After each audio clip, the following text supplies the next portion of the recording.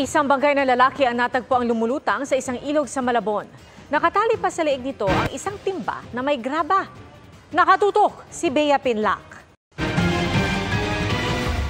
Palutang-lutang na bangkay ng isang lalaki sa Tulyakan River sa Barangay Tanyong sa Malabon.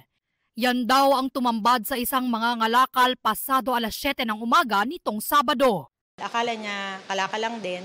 Pinilit niyang at nakita niya na tao pala ito. May possibility po na nandoon na tayo sa state of decomposition.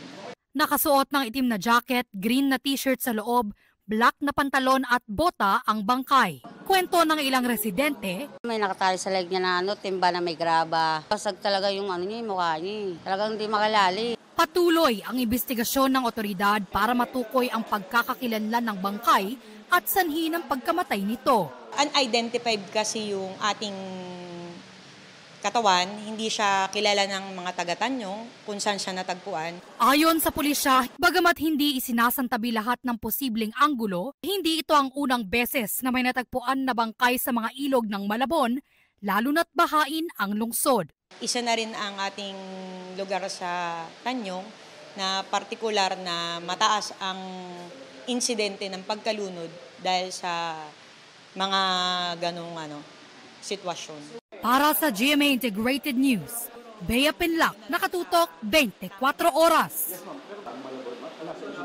Mga kapuso, patuloy na tumutok sa mga balita. Mag-subscribe sa GMA Integrated News sa YouTube.